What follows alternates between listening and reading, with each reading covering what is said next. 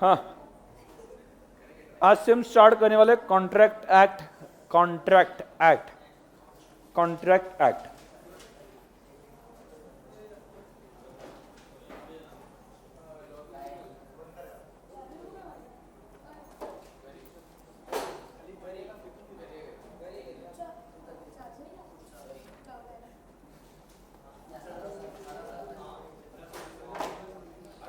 देखो यहां पे ध्यान देना, स्टार्टिंग में मैंने sale of goods act start करते वक्त बेसिक बताए थे, फिर से रिपीट कर देता हूं।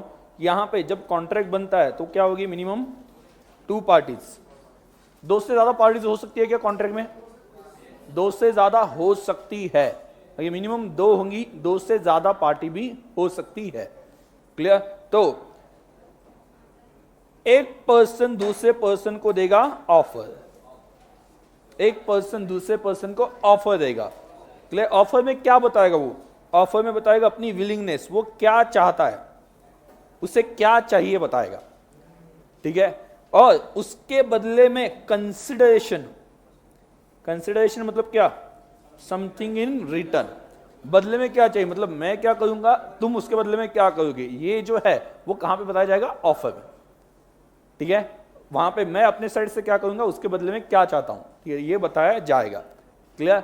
ये ए एंड बी के बीच में ऑफर कम्युनिकेशन हो गया। अभी बी क्या करेगा? बी इसके बारे में सोचेगा, ऑफर के बारे में सोचेगा, और अगर उसे ठीक लगती है ऑफर तो वो देगा एक्सेप्टेंस। एक्सेप्टेंस का मतलब क्या होता है? Signifying consent, signifying consent. तो इन शॉर्ट ऑफर को अगर एक्सेप्टेंस मिल गया, ऑफर को अगर एक्सेप्टेंस मिल गया तो दोनों क्या है? Both are agreed. मैंने भी कहा कि मुझे ये करना है, सामने वाले ने भी हाँ बोला, तो ऐसे केस में both are agreed and now this is treated as agreement. क्या कहा जाता है? Agreement. Okay, and if this agreement is enforceable by law then it is क्या है? ये कॉन्ट्रैक्ट। इनफोर्सेबल बाय लॉ मतलब क्या होता है? Supported by law. और ये सपोर्ट कब मिलता है? ये सपोर्ट कब मिलता है? कब मिलता है? लॉफुल मतलब क्या? जो इसेंशियल्स बताए कॉन्ट्रैक्ट में, मतलब लॉ में जो इसेंशियल्स बताए, वो इसेंशियल्स अगर वो कॉन्ट्रैक्ट एग्रीमेंट पूरा करता है तो ऐसे केस में क्या हो जाएगा? इफ essentials of contract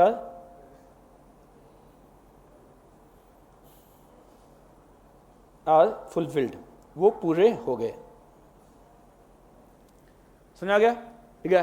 तो उसके बाद में आगे आता है एसेंशियल मतलब कौन कौन से? वो लॉफुल ऑब्जेक्ट, लॉफुल कंसिडरेशन मतलब क्या? इलीगल कुछ भी नहीं होना चाहिए। बाद में जिसके साथ आप एग्रीमेंट करो वो कौन होना चाहिए? कैपेबल। कैपेबल मतलब वो माइनर नहीं होना चाहिए, माइनर नहीं होना चाहिए। बाद में क्या? साउंड माइंड का होना चाहिए। ओके, कैपेसिटी इंपॉर्टेंट है। उसके बाद में क्या? कंसिडरेशन चाहिए। ठीक है? विदाउट कंसिडरेशन कॉन्ट्रैक्ट नहीं हो सकता। तो ये चीजें अगर इसेंशियल फुलफिल की तो उसके बाद में ये कॉन्ट्रैक्ट बन जाएगा। समझा गया? ये जो है वो इंट्रोडक्शन हम कह सकते हैं। फिर से बोलो, मिनिमम कितनी पार्टी? मिनिमम कितनी party? 2। Okay, 1 person will give offer. Offer मतलब क्या होता है? Final willingness. ओके, कि क्या करना है उसके बाद में फाइनल विलिंगनेस। उसके बाद में ऑफर में क्या बताया जाएगा? कंसिडरेशन। ओके, और दूसरे पर्सन की तरफ से क्या सोच के एक्सेप्टेंस मिलेगा, तो ये क्या हो जाएगी? Agreement. If that agreement is enforceable by law then it is contract. Clear? Enforceable by law कब होता है? जब इसेंशियल्स पूरे होते हैं एग्रीमेंट में, कोई इसेंशियल का प्रॉब्लम नहीं है। क्लियर? कोई डाउट? नो? हरिओम। हाँ, यहां पे ध्यान दो, ऐसा मैं बोल रहा हूं।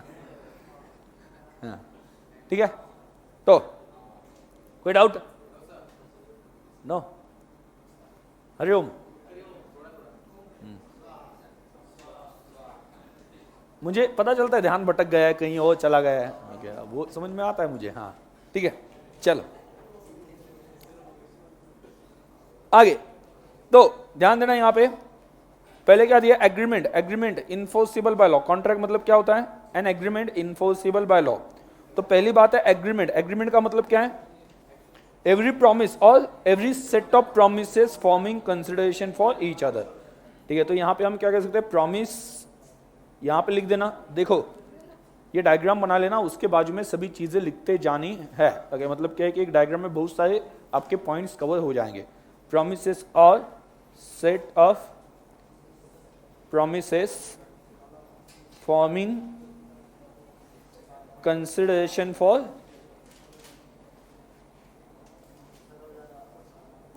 Each other. एग्रीमेंट का मतलब क्या है, बोलो। प्रोमिसेस और सेट ऑफ, आवाज नहीं आ रहा, प्रोमिसेस और set of promises forming consideration for each other. अब इसका मीनिंग क्या है, मीनिंग क्या है? प्रोमिसेस और set of promises forming consideration for each other, उसे एग्रीमेंट कहा जाता है। व्हाट इज एग्रीमेंट, या ये एग्जैक्टली उन्होंने क्या एक्सप्लेन किया। अब एक ध्यान देना, ए बी को बोल रहा है कि मैं तुम्हें लैंड सेल करूंगा, बदले में तुम मुझे 10 लाख रुपीस दे दो। मतलब ए ने इन शॉर्ट लैंड बेची या लैंड बेचने की प्रॉमिस दी। फिर से बोल रहा हूं, लैंड बेची या लैंड बेचने की प्रॉमिस दी। मतलब ए ने प्रॉमिस दी मैं लैंड बेचूंगा, उसके बदले में बी से क्या प्रॉमिस मिली, 10 लाख दे दूंगा। क्लियर? तो ए और बी दोनों ने सच में लैंड बेची है या सच में पैसे दिए है क्या, नहीं दिए, तो सिर्फ क्या हुआ है, प्रॉमिस। तो देखो ध्यान दो, क्या हो रहा है, जब ए कहता है कि मैं तुम्हें लैंड बेचने की प्रॉमिस देता हूं, तो बी ने भी बदले में क्या दी, प्रॉमिस दी। बी ने भी बदले में क्या दी, प्रॉमिस। मतलब मेरे प्रॉमिस के बदले में सामने वाले पर्सन ने प्रॉमिस दे दी। तो मेरी जो लैंड बेचने की प्रॉमिस है उसके लिए कंसिडरेशन क्या है, 10 लाख रुपीज नहीं, 10 लाख रुपीज नहीं है, उससे देने की प्रॉमिस। फर्क समझ में आ रहा है? 10 लाख रुपीज उसने अभी नहीं दिया है, अभी क्या किया है, मैंने सिर्फ लैंड देने की प्रॉमिस दी, उसने मुझे 10 लाख रुपए देने की प्रॉमिस दी है। ठीक है, तो ऐसी केस में मैंने जो लैंड बेचने की प्रॉमिस दी है उसके बदले में कंसिडरेशन क्या है, उसकी प्रॉमिस। और उसके 10 लाख रुपए देने के प्रॉमिस के बदले में क्या मिला उसे, अरे लैंड कहां पे मिली, किसने बेची, कब बेची, प्रॉमिस मिली अभी। समझ में आ रहा है? ओके, तो वो क्या बोलना चाहते हैं ये मैं आपको बोल रहा हूं कि मैंने लैंड बेचने की प्रॉमिस दी, बदले में आपने 10 लाख देने की प्रॉमिस दी। तो मेरे प्रॉमिस के लिए आपकी प्रॉमिस क्या है, कंसिडरेशन। और आपने मुझे क्या दिया है, हाँ ठीक है, आपने मुझे क्या दिया है, प्रॉमिस। किसकी, कैसी? आपने मुझे क्या दिए, 10 लाख रुपए देने की प्रॉमिस दी है, और बदले में मैंने क्या दिया, लैंड बेचने की प्रॉमिस। ठीक है, तो ऐसी केस में ये जो है आपको 10 लाख, आपने मुझे जो 10 लाख रुपए देने की प्रॉमिस दी है उसके बदले में मेरी प्रॉमिस कंसिडरेशन करके मिल रही।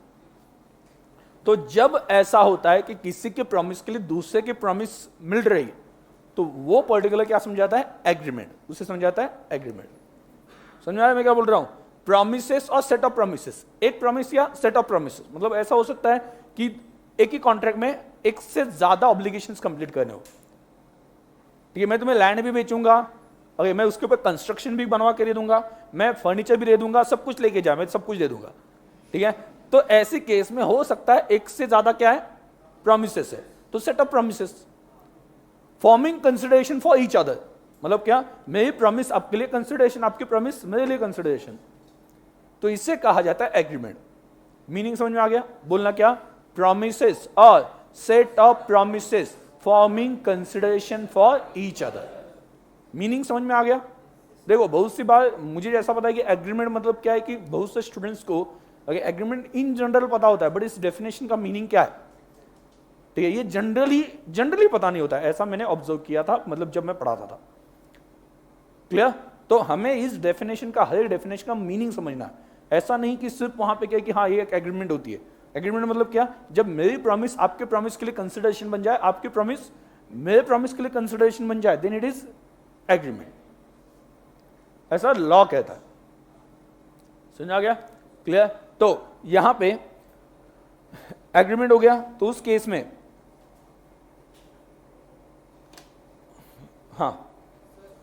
हाँ बोलो, ये लिखना है क्या? अभी तक लिखा नहीं? क्या करते हो तुम लोग? ये क्या करते तुम लोग?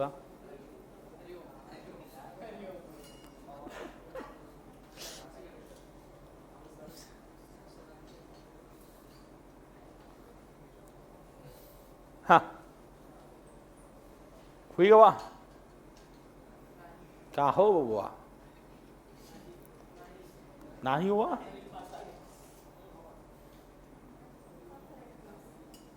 चलो अरे लिखो यार पटापट।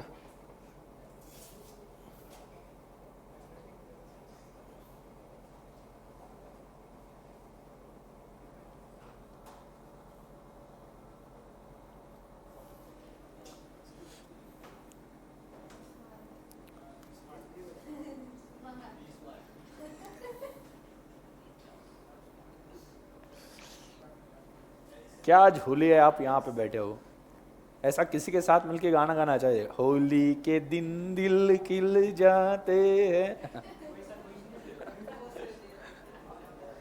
रंगों में रंग मिल जाते हैं।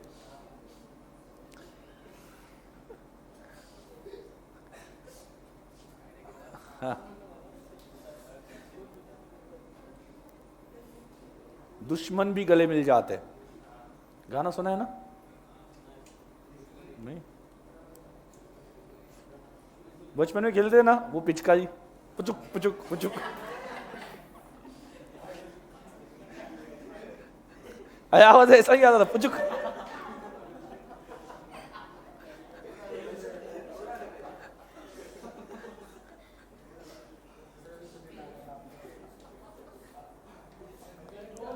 और जब पिचकारी से आगे से पानी निकलता था, एक अजीब सी आवाज आती थी, याद आ गई?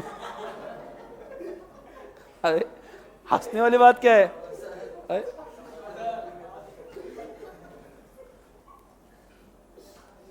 इसका मतलब सभी होली खेले हैं। हाँ?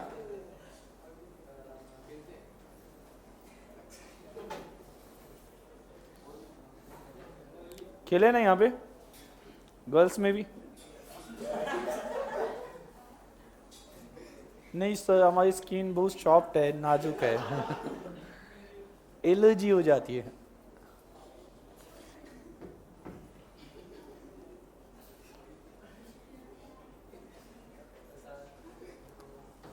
अरे इसको क्या हो गया केदार, इतना क्या हंसा है? तो हंसने जा। ठीक है चलो, लिख के हो गया? हाँ।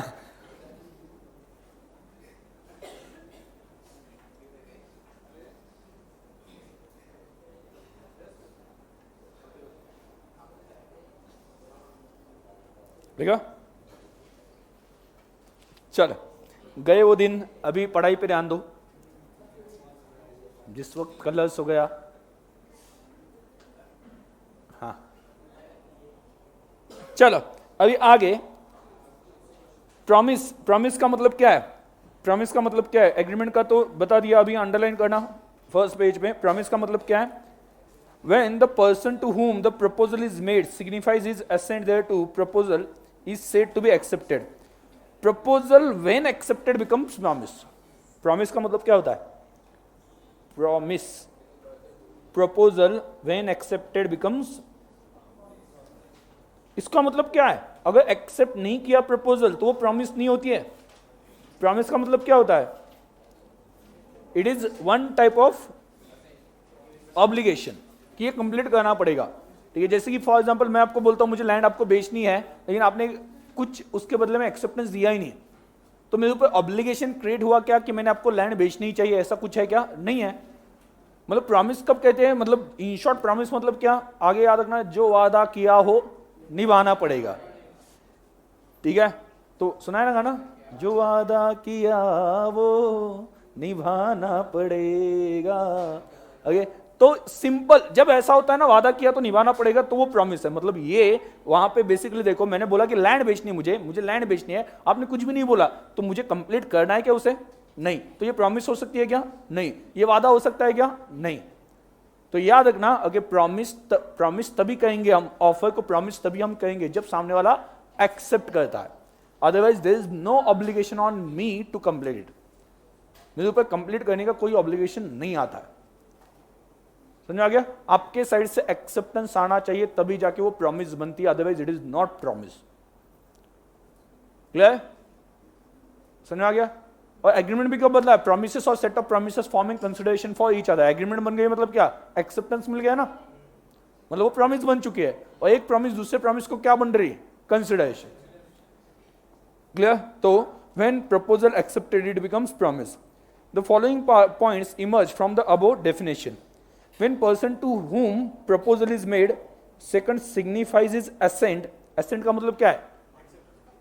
कंसेंट। असेंट का मतलब क्या है? कंसेंट। एक्सेप्टेंस भी कहते हैं लेकिन यहां पे कंसेंट ले लो। The proposal becomes accepted, okay, and accepted proposal becomes promise.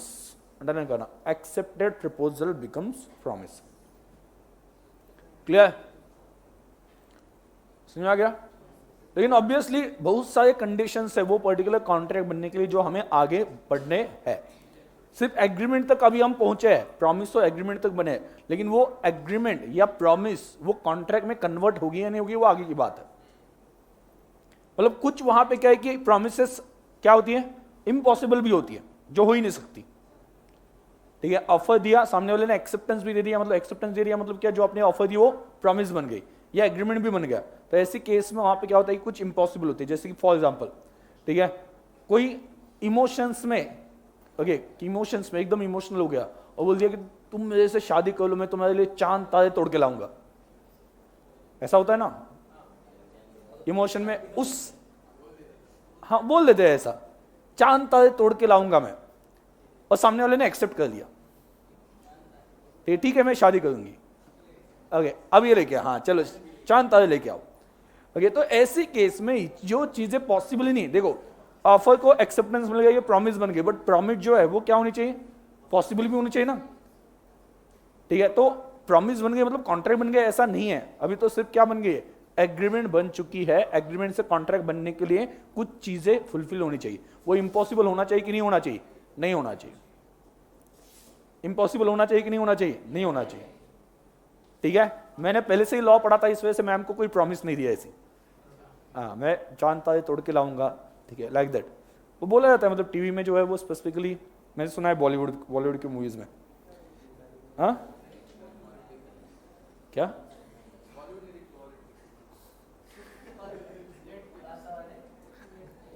Hollywood देखते हो क्या? हाँ ठीक है, बराबर, नॉटी बॉयज। हाँ आगे, thus we say that an agreement is the result of proposal made by one party to other party। तो एग्रीमेंट क्या है? Agreement is equal to offer plus acceptance. और इन्फोर्सिबल बाय लॉ मतलब क्या? Contract must give rise to, underline करना, must give rise to legal obligation.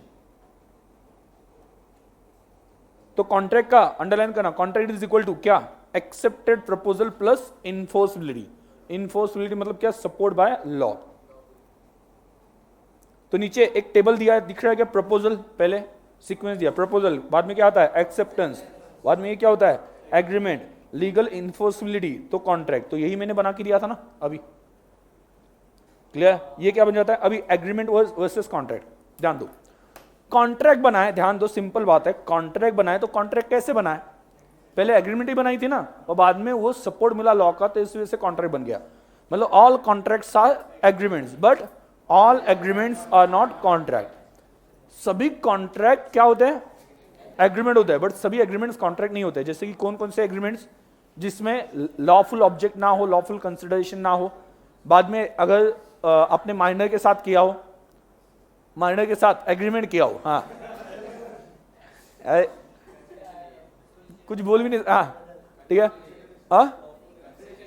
Consideration नहीं है, तो ये सभी क्या है कि वो कभी कॉन्ट्रैक्ट बनते ही नहीं, क्योंकि इसेंशियल जो बताए लॉ में वो इसेंशियल एग्रीमेंट ने पूरे नहीं किए तो कॉन्ट्रैक्ट बनेगा ही नहीं। तो कॉन्ट्रैक्ट नहीं बनेगा मतलब क्या है अभी? सिर्फ एग्रीमेंट।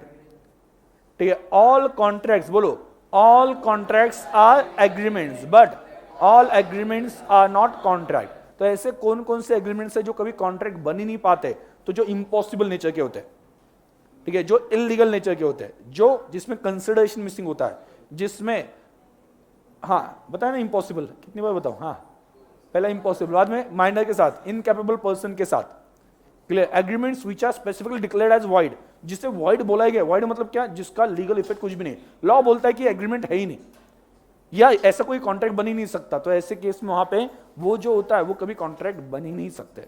कौन कौन से बोलो, कौन कौन से? इम्पॉसिबल है, बाद में क्या कंसिडरेशन नहीं है, माइंड है मतलब इनकेपेबल पर्सन के साथ जो किए, बाद में क्या जो हो गया ना इम्पॉसिबल, हाँ जो स्पेसिफिक, कितनी बार से इम्पॉसिबल, चांद तारे का एग्जांपल दिया तो इम्पॉसिबल से इम्पॉसिबल, ठीक है, तो वो कभी कॉन्ट्रैक्ट बन ही नहीं सकते हैं।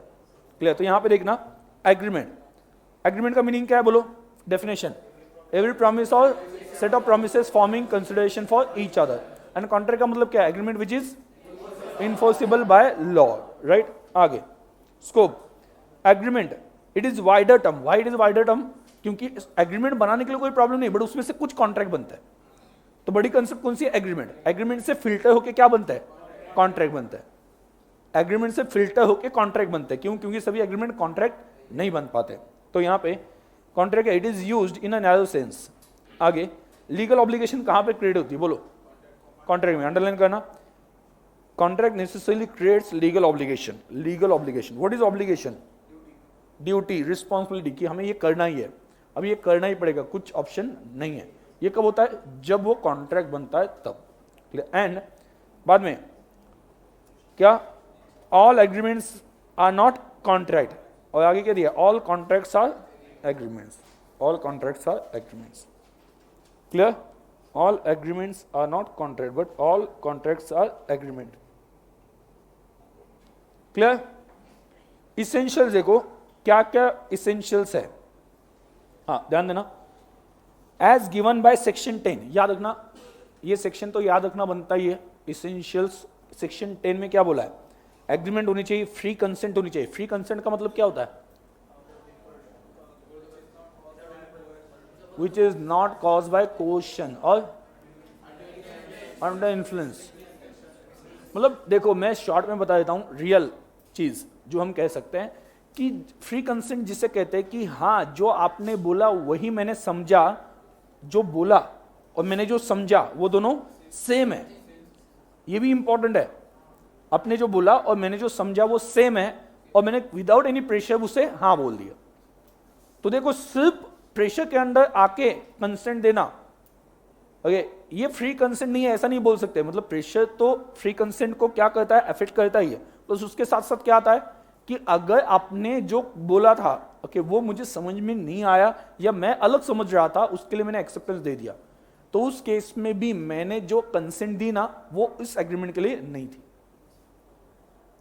सिंपल, किसी कंपनी ने, क्लियर, किसी कंपनी ने कहा कि एक फॉर एग्जांपल आप एक्ट्रेस बनना चाहते हैं, आप में से कोई गर्ल्स में से कहा कि शाहरुख खान के साथ काम करने मिलेगा, आपने इमीडिएटली एग्रीमेंट साइन कर दी, करोगे नहीं, नहीं करेंगे कुछ भी अरे शाहरुख खान नहीं, रणबीर कपूर वो भी नहीं, तो फिर कौन, हाँ क्या नाम बताया, हाँ ऋषि कपूर के साथ शक्ति कपूर शक्ति कपूर, ठीक है, हमें कोई प्रॉब्लम, हाँ शक्ति कपूर, हाँ क्या बोला था आपने, हाँ कोई तो वरुण धवन, ऋतिक रोशन, हाँ ठीक है, अपनी अपनी चॉइस से इमेजिन कर लो, ठीक है। मतलब मैं यहां पे एग्जांपल लेके चल रहा हूं, मैं कहां पे हीरो, कुछ भी बोलते रहते हो, ठीक है, हाँ हाँ हाँ ठीक है, हाँ हाँ ठीक है, चलो ध्यान दो, जो भी है वो एग्जांपल ले लो। मैं यहाँ पे एग्जांपल लेके चल रहा हूँ शाहरुख खान, अब उसको बोला गया शाहरुख खान के साथ करना है, ओके, वो उन्होंने साइन कर दिया इमीडिएटली, फैन थी, साइन कर दिया कि नहीं ये फिल्म मुझे करनी है, बट बाद में पता चला कि वो गली का कुछ भूलटा शाहरुख खान है, हो सकता है ना, इसने समझा शाहरुख खान मतलब वो शाहरुख खान और निकला वो शाहरुख खान, ओके, ऐसा अगर हो गया तो ऐसी केस में जो बोला गया था, जो सोच रहे थे, ध्यान दो, उन्होंने जो बोला समझा अलग, उन्हें जो बोला समझा अलग, और जो समझा उसके लिए कंसेंट दी, ना कि जो बोला उसके लिए कंसेंट दी। सही क्या बोल रहे हो, समझ में आ गया, ठीक है, कि जिस सेंस में उन्होंने बताया था उस सेंस में हमने समझा और एक्सेप्टेंस दे दिया, तो वो फ्री कंसेंट है। मतलब फ्री कंसेंट में दो चीजें आती है, एक तो किसी का प्रेशर नहीं होना चाहिए, और जो चीज बोलिए, उसी सेंस में समझिए, ठीक है, और उसे हाँ बोला तो ये फ्री कंसेंट हो जाती है। तो फ्री कंसेंट में दो चीज रिक्वायर्ड है, सेंस, ठीक है, सेम सेंस सेम टाइम, ठीक है, ओके, हम ये कह सकते हैं कि सेम सेंस में होनी चाहिए और सेम टाइम पे वहां पे क्या कि उसे एक्सेप्ट करना चाहिए। ऐसा ना हो कि मैं वहां पे क्या है कि अलग सेंस में बोल रहा था, आपने अलग सेंस में समझ लिया, तो ये भी फ्री कंसेंट नहीं होगी, या इसे भी फ्री कंसेंट नहीं कहा जाएगा। तो हम फ्री कंसेंट मतलब क्या समझते हैं, किसी का प्रेशर नहीं होना चाहिए, वो तो है, प्लस क्या सेम सेंस, ये भी इंपॉर्टेंट है, सेंस भी इंपॉर्टेंट है। क्लियर, ठीक है, कोई डाउट? तो याद रखना यहां पे फ्री कंसेंट है, आगे कंपिटेंसी ऑफ कॉन्ट्रैक्ट। कंपिटेंसी का मतलब क्या है, कैपेसिटी, या हम कह सकते हैं कि योग्यता, योग्यता नहीं, हाँ योग्यता, हाँ पात्रता, हाँ मराठी में, ठीक है, मराठी में वो, बट हाँ हिंदी में क्या बोलेंगे,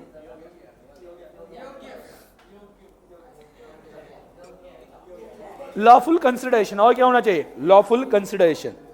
कंसिडरेशन जो मिलेगा वो क्या होना चाहिए, लीगल होना चाहिए, और जिस पर्पज से आप कर रहे हो कॉन्ट्रैक्ट वो भी क्या होना चाहिए, lawful, not expressly declared to be void. तो सेक्शन 10 में कौन कौन से बताए, फटाफट बोलो। Agreement, free consent, capacity to contract, आगे lawful object, lawful consideration and agreement not declared void. और उसे छोड़ के और कुछ है, टू पार्टी चाहिए, intention to create legal relationship चाहिए। आपको याद है कि पहले लेक्चर में मैंने आपको बोला था कि शादी का इनविटेशन देने आया था, या आप आए थे शादी की इनविटेशन देने, मैंने बोला हाँ मैं आता हूं शादी के लिए, लेकिन शादी के लिए मैं नहीं आ पाया, तो आपने मेरे ऊपर केस करने की कोशिश की। आप कहते हो कि नहीं केस करनी चाहिए, क्यों? क्योंकि आपने जितने लोगों को बुलाया था उन्होंने हाँ बोला था, उस वजह से कैटरिंग की ऑर्डर दे दी, और इतने लोग, आधे लोग नहीं आए, इस वजह से नुकसान हो गया। तो आप मुझ पर केस करना चाहते हो, कर सकते हो? नहीं, क्यों? वहां पे सोशल रिलेशनशिप वाला कॉन्ट्रैक्ट था, यहां पे लीगल रिलेशनशिप बनाने का कोई इंटेंशन था ही नहीं। एग्रीमेंट में ऐसा लिख दिया कि I am accepting this as an social relationship और for the honour of other person and there is no intention to create legal relationship. ऐसा मैंने एग्रीमेंट में लिख दिया ना, तो भी मेरे ऊपर कोई मतलब लीगल इफेक्ट नहीं आता है, लीगल ऑब्लिगेशन नहीं आता है। समझ आ रहे? ठीक है, तो यहां पे फुलफिलमेंट ऑफ लीगल फॉर्मेलिटीज, बाद में सर्टेनिटी, मीनिंग क्या होना चाहिए, सर्टेन, ठीक है, and possibility of performance. Certain meaning का मतलब क्या होता है, ध्यान दो, ध्यान दो, एग्जैक्ट मतलब जैसे कॉन्ट्रैक्ट होने वाला है वो प्रॉपर्ली डिफाइन करना चाहिए। अभी एक एक सीरियल देखी थी, सब टीवी पे आती थी, कॉमेडी सीरियल थी, आई डोंट नो वो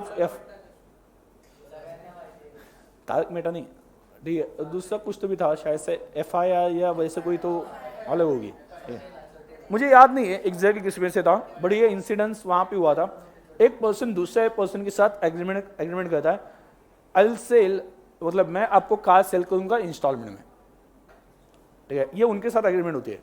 तो उस एग्रीमेंट के तहत, ठीक है, वो पर्सन क्या करता है, मतलब जो सेल करने वाला है वो पहले स्टीयरिंग ला के देता है,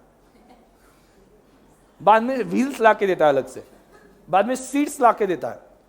तो उसके ऊपर वहां पे उनका झगड़ा हो जाता है, ये कैसे? तो बोलता है कि मैंने वही बोला था मैं कार इंस्टॉलमेंट में दूंगा, भाई कार इंस्टॉलमेंट में दूंगा, ठीक है, पैसे इंस्टॉलमेंट में दूंगा, ऐसा कहां पे बोला था?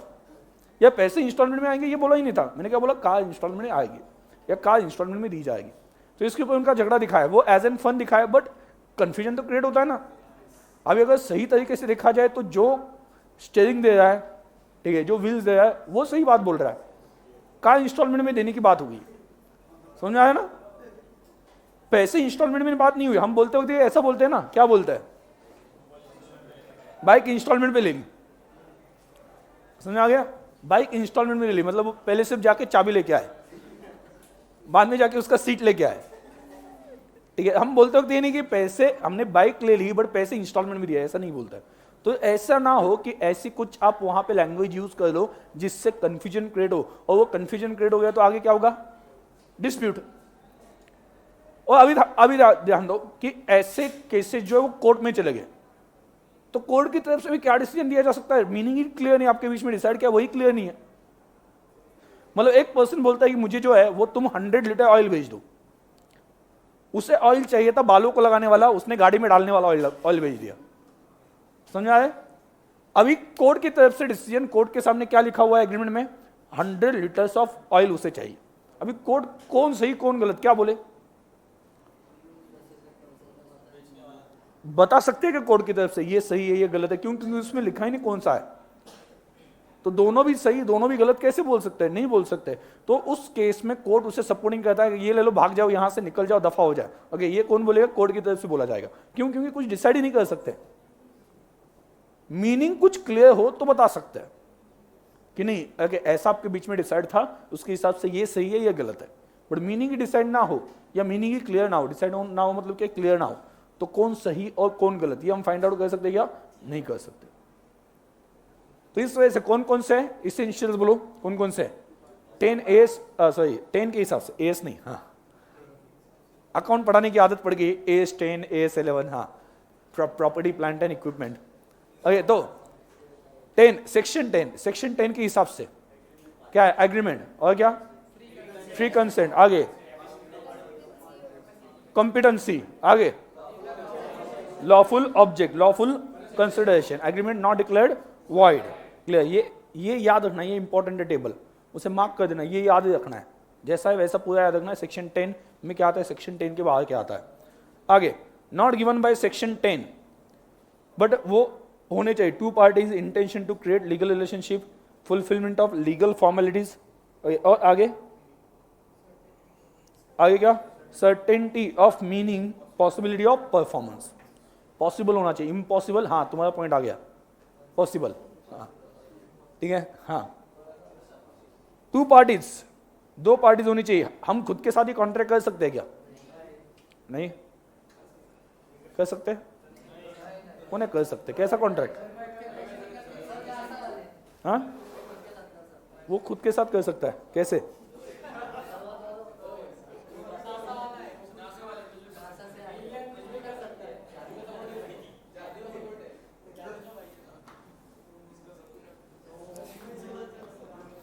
खुद के साथ कैसे, मतलब ये क्या, हाँ क्या बोल रहे हो?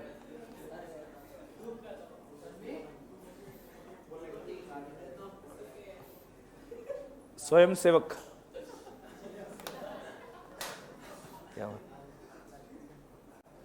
आई am providing service to myself. Okay, हाँ तो ऐसा कॉन्ट्रैक्ट नहीं हो सकता, ऐसा मैं बोल रहा हूं। क्लियर? दो two parties, one can not contract with himself, मैं वही बोल रहा हूं जो ये बोल रहा है, मैं कुछ और नहीं बोल रहा हूं। मैं क्या बोल रहा था अभी, कोई खुद के साथ कैसे कॉन्ट्रैक्ट कर सकता है, नहीं हो सकता, तो उस केस में टू पार्टीज मिनिमम चाहिए। Clear? A contract involves at least two parties, one party making the offer and the other party accepting it. Example, उसमें एक केस याद रखना, क्या? To consider a contract of sale, there must be two parties, seller and buyer. The seller and buyer must be two different person, because person cannot buy his own goods.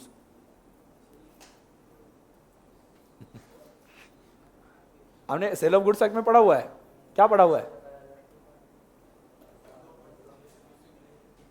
Non दैट क्या, नेमो दैट क्वायर्ड नॉन हैबिट, हाँ no one can give what he has not got. ठीक है, तो आपके पास ओनरशिप है तो आप ओनरशिप दे सकते हो, लेकिन दूसरों को दे सकते हो। इसलिए मेरे पास ओनरशिप है, मैं ही अपनी ओनरशिप अपने को ही दे रहा हूं, ठीक है, ये नहीं होगा। ये कहां पे डिसाइड हो गया, क्या नाम है, Gujarat versus Ramanlal S and company. Parties must intend to create legal relation, मतलब क्या, अंडरलाइन करना, social and domestic type of agreement are not enforceable. Case Balfour versus Balfour. आगे, other formalities to be complied with in this cases. Other मतलब क्या, जैसे कि underline करना, in case of certain contract must be in writing. लेकिन कुछ ही है, देखो generally sale of goods act allow करता है, सॉरी कॉन्ट्रैक्ट अलाउ करता है, ओवरऑल एग्रीमेंट चलेगी। But if that agreement is related to sale of immovable property, तो उसके लिए अदर एक्ट एप्लीकेबल होता है। कौन सा? Transfer of immovable properties act. अगर कोई स्पेसिफिक एक्ट नहीं बनाया वो सेल करने के लिए, तो कॉन्ट्रैक्ट एप्लीकेबल है। लेकिन उसके लिए स्पेसिफिक एक्ट है, जैसे कि फॉर एग्जांपल लैंड बेचनी हो तो कॉन्ट्रैक्ट एक्ट में भी आता है। और कहां पे आता है? Transfer of immovable properties act में भी आता है। अभी transfer of immovable properties act क्या बोलता है? राइटिंग में होना चाहिए। तो यहां पे क्या होना चाहिए? फिर राइटिंग में होना चाहिए, अदरवाइज आपका कॉन्ट्रैक्ट वैलिड नहीं समझा जाएगा। लेकिन गुड्स सेल करने का कॉन्ट्रैक्ट बना है तो राइटिंग में होना चाहिए। कौन बोला? हाँ, मैंने यहां पे कुछ तो भी रखना चाहिए ऐसे फेंक के मारने के लिए, सच में। हाँ, माउस को वायर, हाँ यहाँ पे गोटिया, हाँ गोटिया, गोटिया देखना क्या बोलते हैं उसे? कंचे, कंचे, हाँ कंचे बोलते हैं ना। हाँ वैसे एक रखने चाहिए, ऐसा कुछ भी बोला कि यहां से फेंक के, हाँ टंग, हाँ नहीं वो जाएगा कहीं पे तो नहीं। आगे ध्यान दो, देखो सेल ऑफ गुड्स एक्ट, आपने सेल ऑफ गुड्स एक्ट में कहीं पे पढ़ा है क्या राइटिंग में एग्रीमेंट होनी चाहिए? पढ़ा है? नहीं पढ़ा ना। तो कॉन्ट्रैक्ट भी नहीं बोलता और सेल ऑफ गुड्स एक्ट भी नहीं बोलता, इस वजह से गुड्स सेल करने के लिए राइटिंग में एग्रीमेंट कंपलसरी नहीं है। बट लैंड के लिए क्या है? कॉन्ट्रैक्ट बोलता है ओएल एग्रीमेंट, और इमूवेबल प्रॉपर्टी बोलता है राइटिंग। तो क्या चाहिए?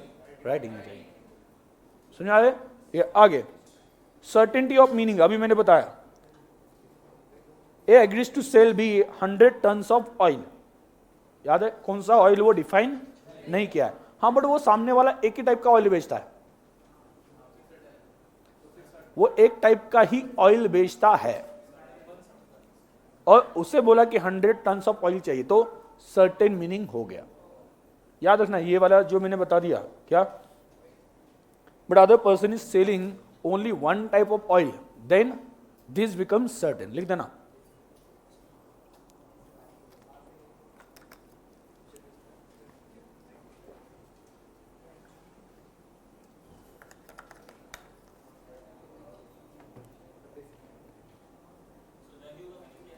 हाँ वेग है, वेग, वेग, वेग मतलब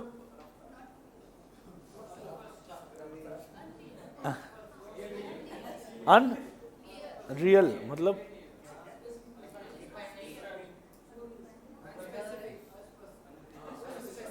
नॉट स्पेसिफिक कह सकते हैं, मतलब क्या जिससे इंटरप्रेट करके एक पर्टिकुलर मीनिंग निकाला नहीं जा सकता। ठीक है, कंफ्यूजिंग बोल सकते हैं अपने अंडरस्टैंडिंग के लिए। ठीक है, तो पॉसिबिलिटी ऑफ परफॉर्मेंस मतलब क्या होना चाहिए? वो पॉसिबल भी होना चाहिए। ठीक है, यहां पे आप देख रहे हो वो डायग्राम, बीच में एक गोटी, बाजू में गोटी गोटी गोटी गोटी गोटी, हाँ कंचे, बीच में एक कंचा है, वो बाद में बाजू में,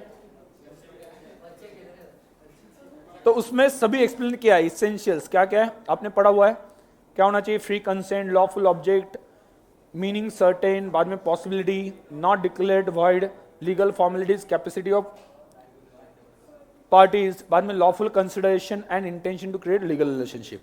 राइट, आगे आगे according to section 10 Indian contract act. अभी आप देखो, आपने अगर वो पहले वाला टेबल भी पढ़ लिया ना तो सब कुछ आ जाएगा। मैंने बोला वो टेबल इंपॉर्टेंट है, उतना टेबल याद कर लेना।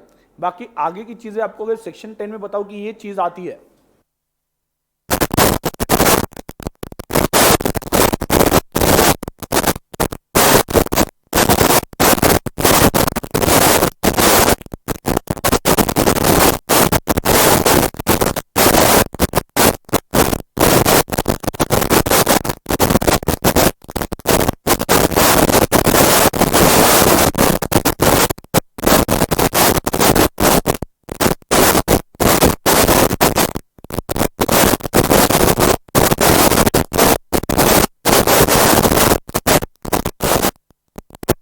हेलो हेलो हेलो हेलो,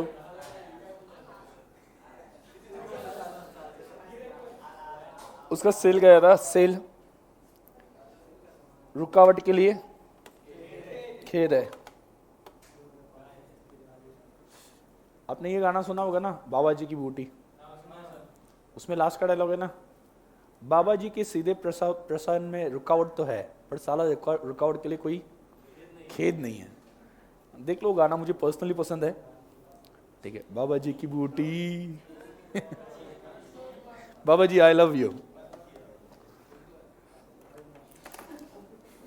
हाँ चलो ध्यान दो सीधे।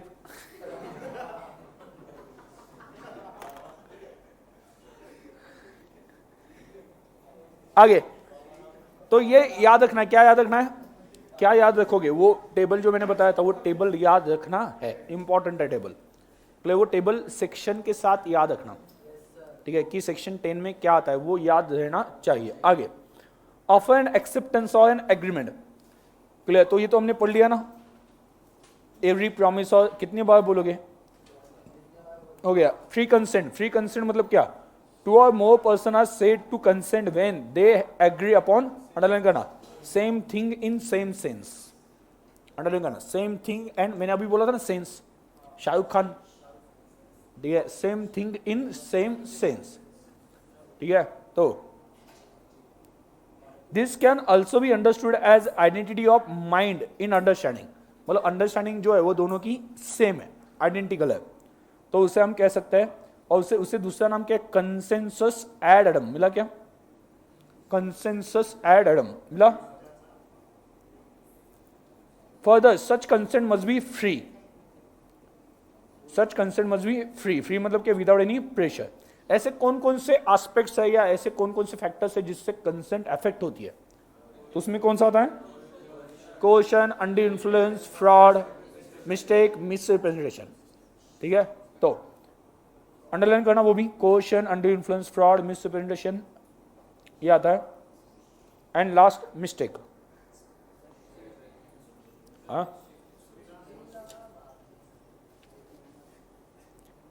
Capacity of the parties, parties की कैपेसिटी, तो यहां पे देखो कौन कौन सा कैपेसिटी में क्या क्या आता है, एज ऑफ मेजॉरिटी, मतलब 18 ईयर्स, मेजॉरिटी कब आती है, 18 ईयर्स। आगे तुम्हारा 18 कब कंप्लीट होने वाला है, अगस्त 16, अगस्त 16, हाँ 16 अगस्त, हाँ मैंने बोला अगस्त 16, ये आगे लगा दिया, मुझे लगा, हाँ नहीं, इसे क्या करते हैं, एक बार लेके जाते हैं हम पार्टी करने के लिए, सच में केदार को लेके जाते हैं, और जैसे ही खाना हो गया ना एक एक निकल लेंगे, केदार सिर्फ वहां पे बैठेगा, ठीक है, हाँ कोई प्रॉब्लम नहीं, माइनर पर्सनल लायबल नहीं होता है। पर्सनल लायबल का मतलब क्या है, अभी अगला क्वेश्चन आता है, पर्सनल लायबल का मतलब क्या होता है। जैसे कि फॉर एग्जांपल अगर कोई पर्सन खाना खाता है और पैसे नहीं देता है तो उसे क्या करना पड़ता है, हाँ बर्तन, ठीक है, तो बर्तन मांजना ये पर्सनल लायबिलिटी, कुछ भी करो पैसे दे दो, या कुछ भी करो पैसे चुकाओ, काम करो लगता है तो कुछ भी करके पैसे चुकाओ, ये क्या है, पर्सनल लायबिलिटी।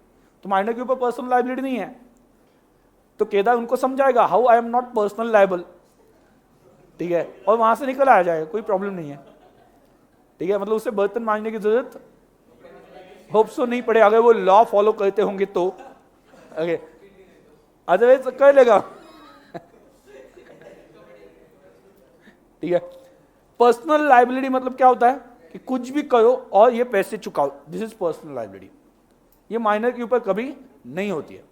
इसका मतलब क्या, ओके, जैसे ही फॉर एग्जांपल मैं एक एग्जांपल बताता हूं, सुनना, कि जैसे कि फॉर एग्जांपल एक राशन का शॉप है या ग्रोसरी शॉप है, तो वो क्या करता है, एक पर्सन के घर पे क्या करता है रेगुलरली,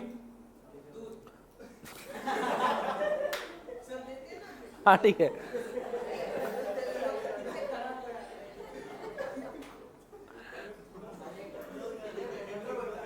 मैं अलग बोल रहा था, मैं राशन बोल रहा था, तुम मिल्क बोल रहे हो, ओके।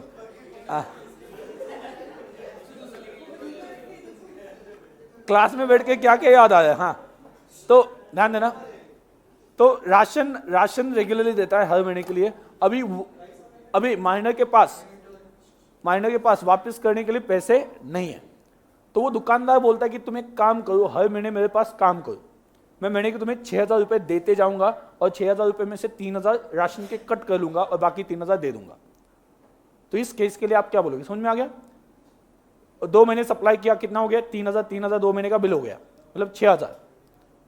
अभी तीसरे महीने में वो बोलता है कि मुझे और राशन चाहिए, तो सामने वाला बोलता है कि पहले पैसे दे दो, तो वो बोलता है मेरे पास पैसे नहीं है, तो दुकानदार क्या बोलता है, काम करो, 1 महीना काम करो तो 6,000 जो मिलेगा, ये 6,000 जो बनता है वो मैं अपनी मतलब जो पैसे है वो कट करने के लिए यूज करूंगा। तो ऐसे केस में ये जो कॉन्ट्रैक्ट या एग्रीमेंट बना, क्या लगता है आपको, ठीक है या नहीं है? नहीं है, कैसे? हम माइनर है वो तो ठीक है, आगे minor is never personally liable, मतलब ये पर्सनल लायबिलिटी हो गई, तुम काम करिए पैसे चुकाओ, this is personal liability. Minor liable नहीं है, ऐसा नहीं है, माइनर पर्सनल लायबल नहीं। जैसे कि हमने पार्टनरशिप में क्या देखा, पार्टनरशिप में देखा उसका शेयर लायबल है, याद है क्या, बट वो पर्सनल लायबल नहीं, मतलब उसे काम करके पैसे चुकाने पड़ेंगे, लाके देनी पड़ेगी, ऐसा नहीं, बट उसका जो शेयर पड़ा हुआ है कहां पे, पार्टनरशिप में, वो लायबल है। मतलब ये तो नहीं कह सकते माइनर लायबल ही नहीं, ऐसा नहीं कह सकते। तो क्या कहेंगे, minor is not personal liable. Personal liability का मीनिंग समझा?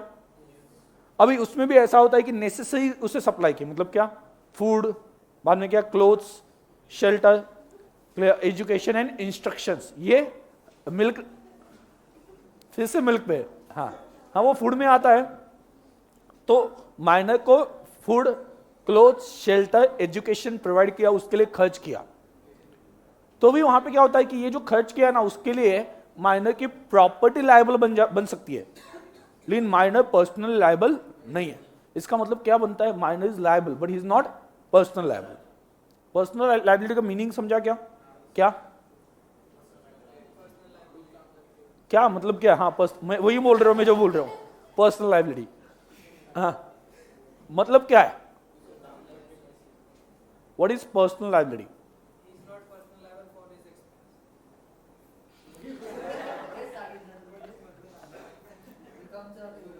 हाँ विकॉम पेपर का इफेक्ट आप पे दिख रहा है अच्छे से।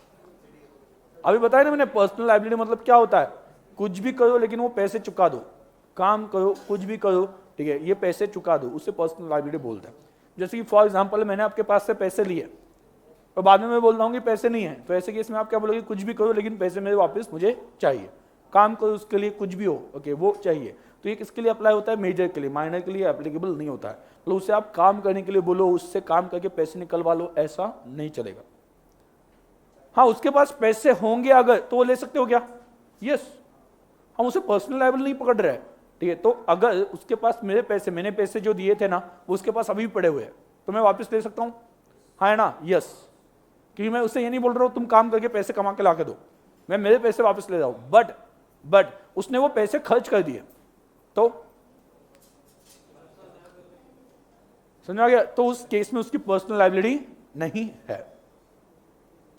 फर्स्ट समझ में, लायबिलिटी है बट कौन सी नहीं है, पर्सनल नहीं है, उसे फोर्स नहीं किया जा सकता, क्लियर। तो यहां पे देखो, हाँ साउंड माइंड का होना चाहिए, वो मेजॉरिटी होना चाहिए, साउंड माइंड का होना चाहिए, इज नॉट अदरवाइज डिस्क्वालीफाइड, मतलब ऐसा कुछ ना हो कि वो डिस्क्वालीफाइड है किसी वजह से। तो उसमें एज में क्या दिया है, 18 ईयर्स, एज में क्या दिया है, 18 ईयर्स। और साउंड माइंड का मतलब क्या होता है, he should be in his senses so that understands the implication of contract, मतलब कॉन्ट्रैक्ट क्या बना है, कॉन्ट्रैक्ट का इफेक्ट क्या है, वो समझने के काबिल है। जब वो समझने के काबिल होता है तब क्या कहा जाएगा, जब वो समझने के काबिल होता है तब क्या कहा जाएगा, वो साउंड माइंड का कहा जाएगा, ठीक है। आगे कंसिडरेशन होना चाहिए, कंसिडरेशन मतलब क्या, क्विड प्रो को, समथिंग इन रिटर्न, अंडरलाइन करना, समथिंग इन रिटर्न। और समथिंग इन रिटर्न नहीं है, समथिंग मतलब क्या, कुछ तो बदले में चाहिए, समथिंग इन रिटर्न, ठीक है। तो जो किया उसके बदले में कुछ तो भी मिलने वाला है। आगे लॉफुल कंसिडरेशन एंड ऑब्जेक्ट, तो उसमें क्या है, consideration and object of the agreement must be lawful and not expressly declared to be void. Okay, उसे स्पेसिफिकली लॉ ने वॉइड बोला नहीं है। जैसे कुछ एग्रीमेंट है, agreement in restraint of trade, उन्हें स्पेसिफिकली लॉ ने डिक्लेयर किया कि ये एग्रीमेंट हमेशा वॉइड ही रहता है, समझ आ गया। तो उसे स्पेसिफिकली एक्सप्रेस मतलब क्या, स्पेसिफिकली लॉ ने बताया, डिक्लेयर किया कि ये वॉइड रहने वाला है, क्लियर। तो क्या क्या होना चाहिए, पहले कैपेसिटी फ्री कंसेंट देखा हमने, कैपेसिटी टू कॉन्ट्रैक्ट होना चाहिए, बाद में कंसिडरेशन होना चाहिए, बाद में lawful consideration, okay, and object and not expressly declared as void, आगे टाइप्स ऑफ कॉन्ट्रैक्ट आगे बताया गया, types of contract, valid contract, void contracts, voidable contract, illegal agreements, okay, unenforceable contracts, बाद में express, implied, quasi and e-commerce contracts, okay, आगे executive contract and executory contract, executive contract and executory contract.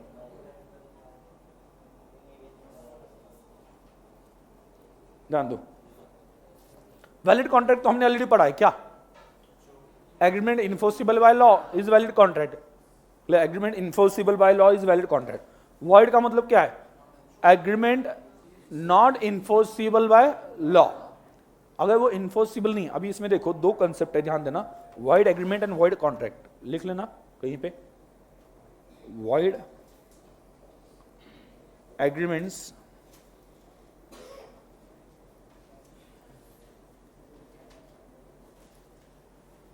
void contract.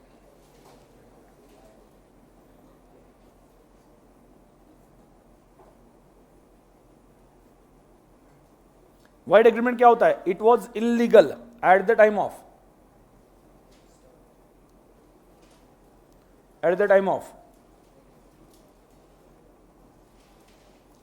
agreement.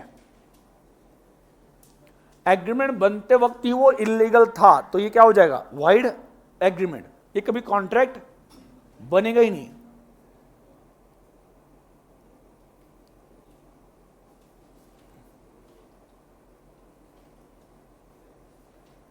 देखो contract बनने से पहले agreement बनता है ना, एग्रीमेंट बनते वक्त ही क्या था? ये बिफोर, पहले से ही क्या था? Void. This will never be contract.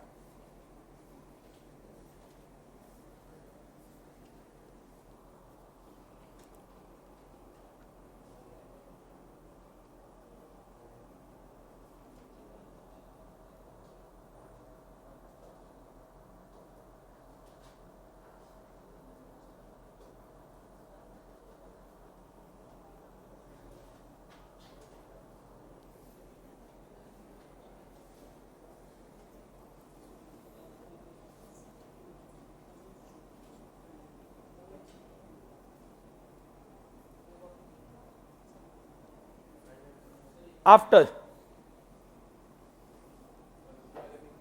मतलब क्या? कॉन्ट्रैक्ट बन गया और कॉन्ट्रैक्ट बनने के बाद में वो इलीगल बन गया.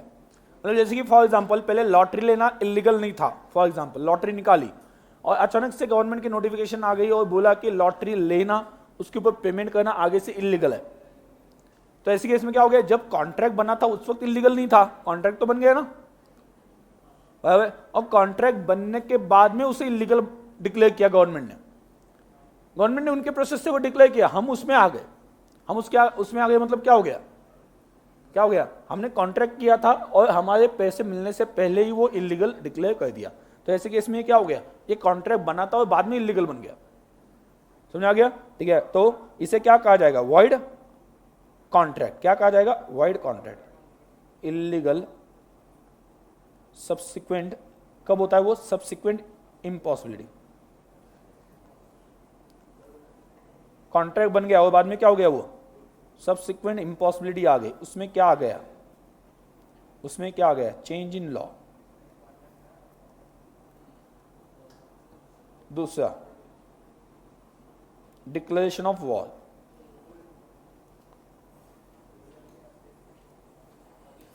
मतलब क्या? लॉ चेंज हो गया और जो पहले बनाया था वो लीगल था, अभी इलीगल हो गया. मतलब कॉन्ट्रैक्ट पहले बन गया था बट अभी कॉन्ट्रैक्ट इलीगल हो गया. वॉइड का मतलब क्या है? No effect.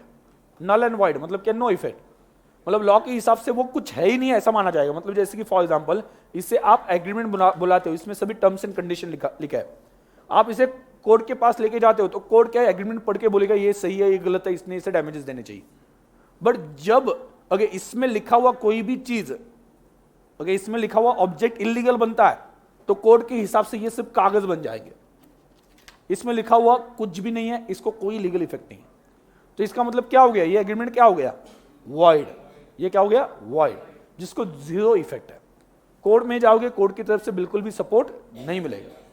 इसमें जो जो लिखा है ये एग्रीमेंट है, पहले कॉन्ट्रैक्ट बन गया, ओके, बट बाद में उसमें जो ऑब्जेक्ट, जिस ऑब्जेक्ट से बनाया था वो इलीगल डिक्लेयर किया गया बाद में आ गया। जिस वक्त आपने एग्रीमेंट की थी उस वक्त कोई प्रॉब्लम नहीं था, ठीक है। तो ऐसे केस में इसमें जो लिखा हुआ है वो सभी क्या हो गया, जीरो, नो इफेक्ट। इसे कहा जाता है वॉइड, इसे कहा जाता है वॉइड। अगर पहले से ही इलीगल हो, इसमें लिखा हुआ पहले से इलीगल हो, तो ये कभी कॉन्ट्रैक्ट बनेगा, इसको कभी सपोर्ट मिलेगा, हाँ या ना, नहीं मिलेगा, सपोर्ट नहीं मिलेगा। हाँ, बट पहले कॉन्ट्रैक्ट बनाया उस वक्त सब ठीक था, कॉन्ट्रैक्ट बन गया और बाद में इलीगल बन गया तो इसका सपोर्ट चला जाएगा, मतलब कॉन्ट्रैक्ट बनने के बाद में चला गया, इसको इस वजह से क्या कहेंगे, void contract. Change in law, declaration of war, बाद में लॉ, वॉर डिक्लेयर हो गया। वॉर डिक्लेयर हो गया मतलब क्या, वॉर डिक्लेयर हो गया मतलब हमने किसी फॉरेन पर्सन के साथ कॉन्ट्रैक्ट बनाया था, उस कंट्री के साथ वॉर डिक्लेयर हो गया, तो अभी अब अपने लिए वो क्या बन गया, एलियन एनिमी। एलियन एनिमी के साथ कोई भी कॉन्ट्रैक्ट नहीं कर सकते, देश के दुश्मन के साथ, ठीक है, नहीं कर सकते। क्या हो गया, हाँ, एलियन, उसे एलियन बुला रही है, क्यों, नासा, क्यों, क्या हुआ ऐसा, हाँ, बाद में ध्यान दो। डिस्ट्रक्शन ऑफ सब्जेक्ट मैटर मतलब क्या होता है, डिस्ट्रक्शन ऑफ सब्जेक्ट मैटर मतलब क्या, जो देखो मैंने एक गुड्स, स्पेसिफिक गुड्स थे वो बेचने का कॉन्ट्रैक्ट बन गया था, वही गुड्स डिस्ट्रॉय हो गए। जो गुड्स बेचने के लिए हमने कॉन्ट्रैक्ट किया था, एग्रीमेंट किया, तो वही गुड्स डिस्ट्रॉय हो गए। तो जिसके लिए कॉन्ट्रैक्ट बना वही नहीं है तो कैसे हो सकता है कंटिन्यू, इम्पॉसिबल बन गया ना, ठीक है। एंड डेथ और इंसैनिटी ऑफ पार्टी मतलब या तो किसी पार्टी की डेथ हो गई या कोई पर्सन पागल बनता है, उसमें पर्सनल स्किल इन्वॉल्व था, वो पेंटिंग करके देने वाला था, तो अभी उसके लीगल रिप्रेजेंटेटिव को बोल सकते हैं तुम पेंटिंग करके दे दो, नहीं बोल सकते, जिसने कॉन्ट्रैक्ट किया था वही कंप्लीट करके देगा ना, ओके। तो डेथ और इंसैनिटी ऑफ पार्टी। तो बोलो पहले एग्रीमेंट बनने से पहले से ही वो इलीगल था या इम्पॉसिबल था, इलीगल था या इम्पॉसिबल था, तो क्या हो जाएगा, वॉइड एग्रीमेंट। वो कॉन्ट्रैक्ट बनेगा ही नहीं, वो एग्रीमेंट ही रहेगी, उसे कोई भी पहले से ही कोई इफेक्ट नहीं है, नल एंड वॉइड। उसके बाद में कॉन्ट्रैक्ट बन गया, उसके बाद में क्या आ गया, सब्सिक्वेंट इम्पॉसिबिलिटी, तो क्या बनेगा, कॉन्ट्रैक्ट तो बन गया तो बाद में वॉइड बन गया, तो वॉइड कॉन्ट्रैक्ट। तो वॉइड कॉन्ट्रैक्ट कौन कौन से रीजन हो सकते हैं, लॉ चेंज हो गया, देखिए बाद में डिक्लेरेशन ऑफ वॉर, बाद में डिस्ट्रक्शन ऑफ सब्जेक्ट मैटर, ठीक है, एंड डेथ और इंसैनिटी ऑफ पार्टी। तो कॉन्ट्रैक्ट बनने के बाद में इम्पॉसिबल हो गया मतलब क्या, कॉन्ट्रैक्ट था तब वो वैलिड था, तब लॉ का सपोर्ट था, लेकिन बाद में लॉ का सपोर्ट चला गया। फर्क समझ में आया। लेकिन प्रॉब्लम में जब हम पढ़ेंगे ना, बहुत सी बार वॉइड एग्रीमेंट, वॉइड कॉन्ट्रैक्ट ऐसे जनरल यूज किया है। आप बोलोगे सर यहाँ पे वॉइड एग्रीमेंट होना चाहिए, तो उन्होंने वॉइड कॉन्ट्रैक्ट लिख दिया, मतलब वो वर्ड क्या बोलते हैं, इंटरचेंज किए जाते हैं यूज करते वक्त आगे, जनरल बोलते वक्त। बट जब आपको स्पेसिफिक बोलना हो कि सब, जब आपको क्वेश्चन स्पेसिफिक आता है कौन सा, वाइड एग्रीमेंट और वाइड कॉन्ट्रैक्ट का, तो आपने ये बताना चाहिए वाइड एग्रीमेंट क्या होती है कि वो कभी कॉन्ट्रैक्ट बना ही नहीं, और कॉन्ट्रैक्ट बनने के बाद में जो वाइड बना वो वाइड कॉन्ट्रैक्ट। समझा, कोई डाउट है, नहीं, पक्का, इत्तू सा डाउट नहीं, पक्का, ठीक है। चलो बाकी हम नेक्स्ट लेक्चर में देखेंगे।